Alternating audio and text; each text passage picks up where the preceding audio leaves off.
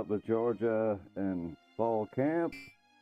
And according to reports, so far, Georgia's had their fourth practice of fall camp on Sunday. And Gunnar Stockton and the Bulldogs offense were struggling. That obviously is a huge concern. But on a better note, their struggles may have been caused by stellar defensive play.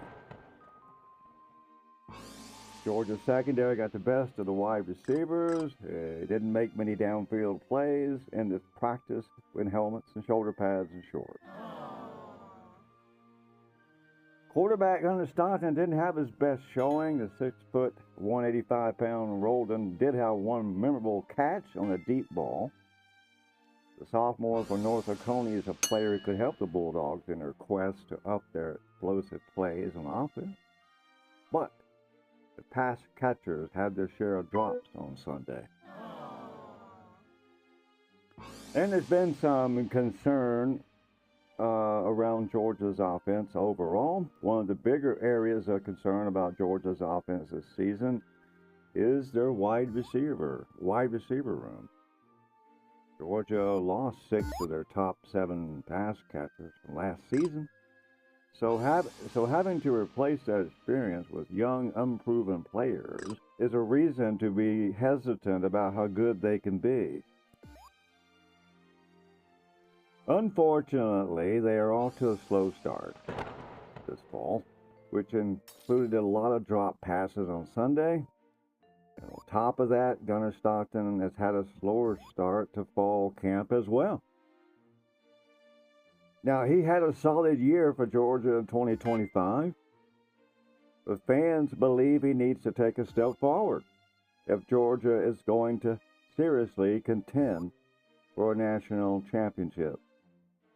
And so far, during fall camp, it's unclear if that has happened. There is some good news for Georgia. And the good news is that the offensive struggles might have more to do with how dominant the defense has been playing. Georgia's defense may be back and better than ever. Georgia's defense this year is hoping to get back to the dominant play that led them to back-to-back national titles in 21 and 22. So far, in fall camp, they are reportedly playing extremely well. But it's their secondary that has stood out the most. Mike Bobo and Georgia's offense have received most of the blame from Georgia fans after failing to make a playoff run the last 2 years. But Georgia's defense, however, might deserve more blame than they've been getting. Just last year, Georgia lost to Ole Miss in the college football playoff after scoring 34 points, which included a defensive touchdown. 34 points should be enough to win a playoff game. Of course, it wasn't against Ohio State, was it? Well, of course, we gave out 39 points in that game to Ole Miss, and people like that. That's why we lost the game. Never mind the fact we had the ball on the 4-yard line with a 1st and goal, and a touchdown would have won it. I'm not blaming the defense for that game. There are a lot of reasons why Georgia's defense struggled at times last year. The ineffective pass rush hurt the defense, undoubtedly. But Georgia's secondary gave up too many plays over the top as well. And the secondary, however, has been playing well this fall, which could indicate that defense will be more dominant like they were in 21 and 22. Georgia still has 3 weeks of fall camp to go, and hope is that Stockton and the offense will start playing better. Their struggles, however, might have more to do with having to practice against an elite defense. And if that's the case, then maybe they'll just be fine when the season begins. But that coin can be turned the other way. And maybe that defense is looking good because it's going against a very feeble offense.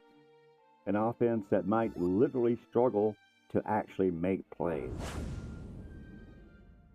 They're going to be focusing on the run a lot because they think they've got 2,000-yard running backs. They think they've got 2,000-yard running backs. They think they've got 2,000-yard running backs in that backfield, and they might. But they're not going to get 2,000-yard rushers if they go against a loaded box every snap. The old adage of you run to set up the pass has been debunked. It's not how you play football today, and it probably never should have been. But if you can set up a pass, and you are effective with explosive plays, keeping the defense on its heels and off that line, keeping them playing honest, well then the run can work because it's mathematics. That nice big running back that you got and have high hopes for is not hitting a box of 8 guys with helmets and shoulder pads.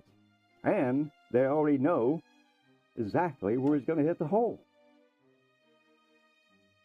Georgia is predictable, and that should be a death knell for any offense. Somehow it hasn't been for Georgia. Somehow they've managed to score a lot of points, considering they're very predictable. But there's no guarantee they're going to even maintain last year's production. Every defense has seen what we've got, and it looks like we brought back less than that to the table this year. Georgia's hoping that some running backs can steal the games, and they're kind of probably in the back of their minds sort of thinking they've got the 22 defense back, which is not a guarantee, because for one thing, the game isn't played the same. You saw what happened to that 22 defense against Ohio State. Well, now smart teams have started to build teams like that. And that's your normal football team now. 3 or 4 goons that can catch, big receivers that can dominate, get open, or even catch it when they're not open. And a quarterback that can get it out in 2.5 seconds and make the right decision in that short period of time. That's what football is now. And even that 22 team didn't do well against that. So Georgia may actually have more problems than anybody could imagine. But just keep in mind, the talent is there for that team to win. If it doesn't win, it's going to be blamed on scheme. It's going to be the fault of scheme and coaching within a terrible scheme. That's all I got. That's your fall update. We'll keep you posted. We're following the fall camp. Got opening day, September 5th. It'll be here before you know it. Thanks for listening. This is Arthur Wood saying so long for now.